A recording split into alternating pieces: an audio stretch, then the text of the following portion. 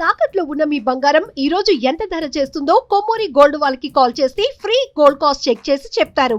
శ్రీమాత్రే నమః. అందరికీ నమస్కారం అండి. సుమన్ టీవీకి స్వాగతం. నేను గీతాంజలి. ఇవాళ మనతో పాటు ఉన్న అతిథి శ్రీ విద్యా ఉపాసకులు, అమ్మవారి మార్గంలో నడుస్తూ ఎంతో మందికి మంత్రోపదేశం చేసి, ప్రధానంగా లలితా సహస్రనామం కావచ్చు, సౌందర్య లహరి, కనకధార, ఇలా అమ్మవారి స్తోత్రాలు ఏవైతే ఉంటాయి ఇవన్నీ కూడా భక్తులకి నేర్పిస్తూ ఉన్నారు. విశేషంగా అమ్మ గురించి ఎన్నో ముఖ్యమైన విషయాలు మనకు తెలియజేస్తారు. అయితే ఈ శ్రావణ మాసంలో ఎన్నో విషయాలు, మనకున్నటువంటి సందేహాలు నివృత్తి చేయడానికి మనతో పాటు ఉన్నారు అమ్మ గీతా కుమారి గారు. వారితో మాట్లాడదాం. అమ్మ నమస్కారం. శ్రీ గురుభ్యో నమః. శ్రీమాత్రే నమః. నమస్తే అమ్మా. అమ్మ, శ్రావణ సోమవారం చాలా విశేషమని అంటారు. అంటే శ్రావణ మాసంలో లక్ష్మీ అమ్మవారికి, మంగళగౌరికి ఎంత విశేషంగా మనం పూజలు చేసుకుంటామో, శివయ్యకు కూడా అదే విధంగా ఆరాధన చేస్తారు. చాలా మంచిది అంటారు. ఉత్తర భారతంలో చాలా బాగా జరుగుతుందని కూడా చెప్తారు. మరి నార్త్ సైడ్ బాగా చేసుకుంటారు. ఇక్కడ మనం ఎలా ఆచరించుకోవాలి ఈ 4 సోమవారాలు? శ్రావణ సోమవారాలు ఎలా ఆచరించుకోవాలి అంటే, మనకి ఇంతకు ముందు చెప్పుకున్నట్టు నార్త్ సైడ్ ఎలా చేస్తారంటే, ఉజ్జయిని ఉంది కదమ్మా మనకు క్షేత్రము. ఉజ్జయిని క్షేత్రంలో అన్నంతో అభిషేకం చేస్తారు ఈ శ్రావణ మాసంలో. ఉజ్జయినిలో ఈవినింగ్ టైం హారతి కూడా ఇస్తారు స్వామికి. ఉదయం భస్మారతి ఇస్తారు తెల్లవారుజామున. దానికి లేడీస్ అలవ్ లేదు. 3:30 ఆ టైంలో ఓన్లీ జెంట్స్ మాత్రమే అలా ఉంది. ఈవినింగ్ అందరికీ అలా ఉంది. కానీ అక్కడ అన్నంతో అభిషేకం చేస్తారనమాట స్వామికి. ఈ సోమవారాలే శ్రావణ సోమవారాలు. శ్రావణ సోమవారాలు చాలా విశేషంగా చేసుకుంటారు. ఇంకొకటి, శ్రావణ సోమవారం అంటే ఒకటి ఇక్కడ మనం గుర్తుపెట్టుకోవాల్సింది ఏంటంటే, లక్ష్మీనారాయణ మాసం అని మనకు తెలుసు. లక్ష్మీనారాయణ మాసం అంటే అది ఆటోమేటిక్ గా శివుడికి ప్రీతి మాత్రమే. ఇప్పుడు కార్తీక మాసం శివుడిది అంటాం మనం, కానీ కార్తీక దామోదరుడు అంటాం. దామోదర మాసం అది యాక్చువల్ గా, కానీ శివుడికి ఎక్కువ చేస్తాం. శ్రావణ మాసం లక్ష్మీది అని చెప్తాం, కానీ శివుడికి ఎక్కువ చేస్తాం. ఎందుకంటే ఒక నారాయణుడు ఉన్నాడు అంటే అక్కడ ఆటోమేటిక్ గా శివుడు ఉంటాడు. శివుడు ఉన్నాడు అంటే అక్కడ ఆటోమేటిక్ గా నారాయణుడు ఉంటాడు. వాళ్ళకి భేదం లేదు, చెప్పకూడదు కూడా. అలా ఈ శ్రావణ సోమవారాలు ఎలా ఆచరించాలి అంటే, ఆర్థికంగా ఫైనాన్షియల్ గా ఇబ్బంది ఉండే వాళ్ళకి, ఇది కంప్లీట్ గా ఫైనాన్షియల్ ప్రాబ్లం తొలగడానికి 4 సోమవారాలు. నేను ఇంతకు ముందు చెప్పినట్టుగా ఒకటే పూజనే, 4 సోమవారాలు కూడా ఒకటే పూజనే, ఒకటే సంకల్పమే. ఏం చేయాలి అంటే, సోమవారం రోజు ఉదయాన్నే లేసి తలంటు స్నానం చేసి ఉదయం నిత్య పూజ చేసుకొని సంకల్పం చెప్పుకోవాలి. మేం ప్రతి సోమవారం స్వామి నీ పూజ ఆచరిస్తాము ఈ శ్రావణ సోమవారాలు అని. అది ఎలా అంటే చెప్తాను. ఇప్పుడు ఈ సోమవారం ఉపవాసం ఉండాలా లేదా అనేది వాళ్ళ ఆరోగ్యరీత్యా ఉంటుంది. మౌనవ్రతం చేస్తే చాలా మంచిది. ఈ పూజ చేసేటప్పుడు మౌనవ్రతం చాలా చాలా మంచిది. మీకు ఒకవేళ అవైలబిలిటీ ఉంటే చెయ్యండి, ఇంకా లేదు ఆఫీసులు, షెడ్యూల్, జాబ్స్ ఉంటాయి కాబట్టి ఇబ్బందికరమైన వాతావరణం అంటే ఏమి వద్దు. ప్రదోష టైంకి అంటే ఉదయం నిత్య పూజ చేసుకొని సాయంత్రం చేస్తేనే చాలా మంచిది ప్రదోష టైంలో. ఎందుకంటే స్వామికి ప్రదోష టైం ఇంపార్టెంట్ కాబట్టి, విశేషమైనది కాబట్టి ప్రదోష టైంలో చేసుకోవాలి. ఏంటి అంటే, వేడి అన్నం చేయాలి. అన్నం చేసిన తర్వాత అది కొంచెం ప్లేట్లో చల్లార్చి దాంట్లో నెయ్యి కలపాలి. నెయ్యి కలిపి దాంతో శివలింగం తయారు చేసుకోవాలి. లేదు మీ ఇంట్లో శివలింగం ఉంది అంటే దానిపైననే వేసి అచ్చుగా వేసుకోవచ్చు, ఇలా అయినా చేసుకోవచ్చు. లేదు అనంటే శివలింగం అయినా సపరేట్ గా చేసుకోవచ్చు. ఒకవేళ శివలింగం ఉన్నా సపరేట్ గా అన్నంతో శివలింగం చేసుకోవచ్చు. అన్నంతో శివలింగం చేసుకున్న తర్వాత అది ఎలా కనిపిస్తుంది అంటే, బాగా మనం భక్తి శ్రద్ధలతో చేసినప్పుడు ఆ అన్న శివలింగం స్ఫటికలింగం లాగా కనిపిస్తుంది. మీరు ఇది కూడా చేస్తే అర్థమవుతుంది, చేసే వాళ్ళకి తెలుస్తుంది. అది ఒక 2nd సోమవారం కానీ 3వ సోమవారం కానీ స్వామి యొక్క అనుగ్రహం ఉంది అంటే మీకే డౌట్ వస్తుంది, నేను అన్నంతో చేశానా లేకపోతే స్వామి వచ్చి కూర్చున్నాడా ఇక్కడని. ఖచ్చితంగా స్ఫటికలింగం లాగే కనిపిస్తుంది, అంత తెల్లగా కనిపిస్తుంది అనమాట. అది అప్పుడు మనకు తెలిసిపోతుంది స్వామి యొక్క అనుగ్రహం ఉంది అన్నట్టుగా. అలా అన్నంతో తయారు చేసుకోవాలి. అన్నంతో తయారు చేసుకున్న శివలింగానికి అష్టోత్తరం చేసుకోవాలి. అష్టోత్తరం మీరు కుదిరితే అన్నంతోనే చేసుకోండి, లేదు అనంటే భస్మంతో చేసుకోండి. విభూతితో అష్టోత్తరం చేసుకోవాలి. అన్నం పైన వేసేసేయండి విభూతి కూడా. అది మరి మీరు ఏం చేయాలని డౌట్ ఉంటుంది, అలానే పెట్టి నెక్స్ట్ డే దాన్ని మనం నదిలో వేసేయచ్చు. నదిలో చేపలు అవి ఇవి తింటుంటాయి కదా, దానిపైన మనం విభూతి తీసుకొని మనం ధారణ చేసుకోవాలి, మనం పెట్టుకోవాలి. ఈ అన్న శివలింగం మాత్రం నదిలో వేయాలి.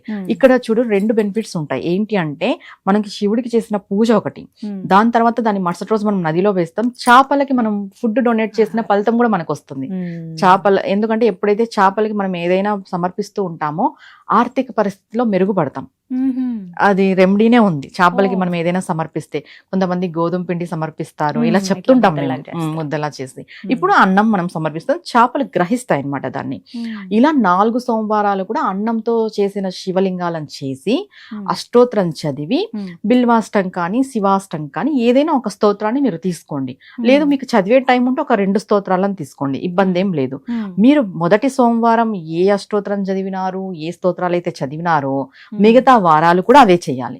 ఈ వారం ఒక స్తోత్రం, ఇంకో వారం ఇంకొక స్తోత్రం, అలా ఉండకూడదు.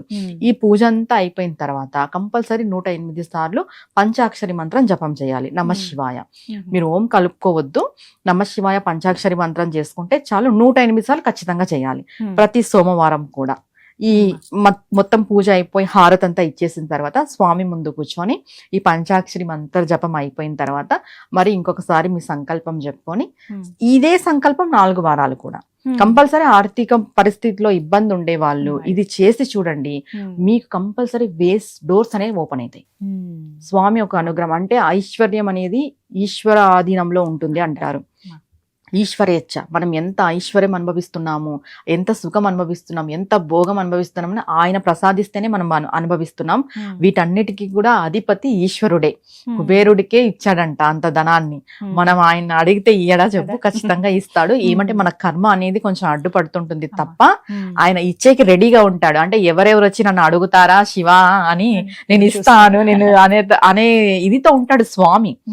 అప్పుడు మనం ఈ పూజ చేసి ఒక సంకల్పం, మీ ఆర్థికంగా ఆర్థికంగానే బాగా పనిచేస్తుంది ఈ పూజ. ఆర్థిక ఇబ్బందులు ఉండే వాళ్ళకి, అప్పుల బాధలు ఉండే వాళ్ళకి, ఏవైనా మీకు బ్లాకేజెస్ ఉంటాయి కదా, అంటే మనీ ఇచ్చి రిటర్న్ రాకోకున్నట్టు ఉంటుంది కదా, అలాంటి వాళ్ళకి, మోసపోయిన వాళ్ళు ఉంటారు కొంతమంది. అంటే ఒకటి ఏంటంటే మనీ ఇచ్చిన వాళ్ళ నుండి రిటర్న్ వస్తుందో లేదో తెలియదు, కానీ మీకు డోర్స్ ఓపెన్ అవుతాయి. ఇప్పుడు ఏదైతే మీరు లాస్ లో ఉంటారో అది ఇదైపోతుంది అనమాట, కంప్లీట్ అయిపోతుంది. ఆ లాస్ అనేది ఏదో ఒక విధంగా మీకు ధనం రావడం అనేది జరుగుతుంది. ఇచ్చిన వాళ్ళు ఇవ్వకపోయినా కూడా ఈ మనీ బ్లాకేజెస్ కంపల్సరీ తొలగిపోతాయి, రూట్స్ మనకి కనిపిస్తాయి. కంపల్సరీ ఆర్థికంగా మనం మెరుగుపడతామని ఖచ్చితంగా. ఈ సోమవారాలు ఈ పూజ చేసుకోవడం ద్వారా, అన్నంతో చేసిన శివలింగానికి మనం పూజ చేయడం ద్వారా ఇలా శివయ్య ఆరాధన ఈ 4 వారాలు ఇదే విధంగా 4 వారాలు కూడా ఇదే విధంగానే చేసుకోవచ్చు. ఒక్కొక్క మొదటి వారం ఇదే పూజా విధానం, 2వ వారము ఇదే, 3వ వారము ఇదే, 4వ వారము ఇదే. పూజా విధానం అంతా ఒకటే. ఇప్పుడు ఒకవేళ నది మాకు అందుబాటులో లేదండి, ఇంకా వేరే మార్గం పక్షులకి చెట్లలో వేసినా, బయట పక్షులకి వేసినా, ఏదో ఒక దానికి జీవులకి మనం సమర్పించినట్టు ఉంటుందన్నమాట. ఈ ఉపవాసం అనేది వాళ్ళ ఆరోగ్యరీత్యా కంపల్సరీ మాంసాహారం తినకూడదు, బ్రహ్మచర్యం పాటించాలి. మనం ఏ పూజ చెప్పినా, అంటే ప్రత్యేకంగా సంకల్పంతో చేసే పూజలు, వారాలు అని అనుకొని చేసే పూజలు కంపల్సరీ బ్రహ్మచర్యం పాటించాలి, మాంసాహారం తినకూడదు. అంటే ఏకవారంగా చేస్తే అది వేరు, కానీ మనం కొన్ని వారాలు, ఇప్పుడు శ్రావణ మాసంలో 4 వారాలు వస్తాయి, నియమంగా చేస్తాము. నియమం పెట్టుకొని చేసేటప్పుడు ఈ రూల్స్ రెగ్యులేషన్స్ కంపల్సరీ పాటించాలి. నియమ నిష్టలు అనేది మస్ట్ గా మనం పాటించాలి. ఇలా ఈ విధంగా చక్కగా అలా చాలా మందికి ఇది ఒక సందేహం అయిపోయింది, ఇంట్లో శివలింగం పెట్టుకోవచ్చా పెట్టుకోకూడదా, ఉంటే ఏమవుతుందో, ఒకవేళ ఉంటే రోజు పూజ చేయాలా? అంటే శివలింగం పెట్టుకోవచ్చా అంటే పూర్వం అయితే ఎవరు అంటే మగవాళ్ళు చేసేవాళ్ళు కదా పూజ, మగవాళ్ళు చేసేవాళ్ళు కాబట్టి అప్పుడు శివారాధన, శివాభిషేకం చేసేటోళ్ళు. ఇప్పుడు ఏమైపోతుంది అంటే మనం శివలింగం ఆడవాళ్ళు ముట్టుకోకూడదు అని అంటే ఇంకా ఇలా అయిపోతుంది అనమాట. అంటే ఎందుకు ముట్టుకోకూడదు, దేనికి ముట్టుకోకూడదు, కొన్ని ప్రాంతాలలో ఉంది కదా ముట్టుకోనిచ్చేది, అంటే కొన్ని ప్రాంతాల వరకే పరిమితం శివలింగం ముట్టుకోవడం అనేది. మనం శివారాధన చేయాలంటే చిన్న సైజు లింగం పెట్టుకొని చేయాలి. మీరు ఒకవేళ మీకు గురువు ఉండి, మంత్రోపదేశం ఉండి, మీరు అనుష్ఠాన పరులైన అయినప్పుడు మాత్రమే శివుడికి మనం విశేషంగా పూజ చేసే అంత అర్హత మనకు వస్తుంది. మామూలుగా గృహిణులు చిన్న లింగం పెట్టుకోవడం శ్రేష్టం. నా వరకు నేను చెప్పే సలహా ఇదే, చిన్నది. ఇంకొకటి ఏంటంటే ఈ శివలింగాలు మనం కూడా చూస్తుంటాం, ఊర్లలో గుళ్ళకి వెళ్తారు, పోయి శివలింగాల్ని ముట్టుకోవడము, తాకడము, ఆ తల పెట్టడము, ఆ హెయిర్, మీరు అది కాక లూజ్ హెయిర్ తో టెంపుల్స్ కి వెళ్ళడము, ఆ హెయిర్ అంతా ఆ లింగాల పైన పడ్డం, ఇదంతా చాలా చాలా పాపం.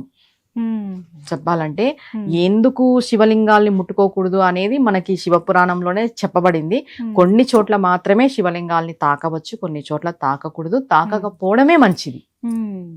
ఇంట్లో పెట్టుకున్న వాళ్ళు చిన్న సైజ్ పెట్టుకుంటే మరీ మంచిది. మీరు అనుష్ఠాన పరులైతే మీరు ఎలాంటి లింగమైనా పెట్టుకొని మీరు చేసుకోవచ్చు, దాంట్లో ఇబ్బంది ఏం లేదు. ఇప్పుడు ఈ శ్రావణ సోమవారాలు కూడా ఇలా ఇంట్లో ఉన్న శివలింగానికి చక్కగా చేసుకోవచ్చు. ఇంట్లో ఉన్న చిన్న చిన్న లింగాలు ఉంటాయి కదా, దానికి పైన అన్నం పెట్టైనా చేసుకోవచ్చు, లేదు మీరు సపరేట్ గా అన్నం పెట్టి చేసుకోవచ్చు. స్త్రీలకి శ్రేష్టమైన లింగం చెప్పబడింది ఏంటంటే పార్థివ లింగం. అంటే ఇప్పుడు మనం అన్నంతో ఎలా చేస్తామో అన్నలింగం చేసుకోవచ్చు. తర్వాత పార్థివ లింగం అంటే పుట్టమన్నుతో తయారు చేస్తాం, ఎందుకంటే సాక్షాత్తు పార్వతీదేవే చేసింది పుట్టమన్నుతో స్వయంగా తయారు చేసి. స్త్రీలు మీకు ఒకవేళ మేము శివలింగ ఆరాధన చేసుకోవాలంటే ఏమైనా డౌట్ ఉంది, కొంతమంది ముట్టుకోవచ్చు అంటున్నారు, కొంతమంది ముట్టుకోకూడదు అనుకుంటున్నారంటే ప్రతి సోమవారం పార్థివ లింగం చేసి చేయండి. అసలు ఇంకా అది వేరే లెవెల్ గా ఉంటది పూజ కూడా, ఎందుకంటే సాక్షాత్తు పార్వతీదేవే చేసింది కాబట్టి దానికి ఎటువంటి నియమం లేదు, ముట్టుకోవచ్చా ముట్టుకోకూడదు అనేది ఏం లేదు. పార్థివ లింగం అనేది శ్రేష్టమైనది, పుట్టమన్నుతో తయారు చేసే లింగం. ప్రతి వారము కూడా ఆ లింగానికి చేసుకోవచ్చు, ఏ ఇబ్బంది లేదు. అంటే కొంతమంది శివభక్తులు ఉంటారు కదా, స్త్రీలు అంటే గృహిణులు, సాధారణ గృహిణులు, మీకు ఒకవేళ గురువు ఉండి అనుష్ఠానం ఉండి ఉంటే అది వేరు, వాళ్ళు చేసుకోవచ్చు, ఇబ్బంది ఏం లేదు. వాళ్ళకి నియమాలు వేరుంటాయి, వాళ్ళ గురువు చెప్తారు కాబట్టి. అలా చక్కగా సందేహం అయితే తీర్చారమ్మా, ధన్యవాదాలు. నమస్తే అమ్మా.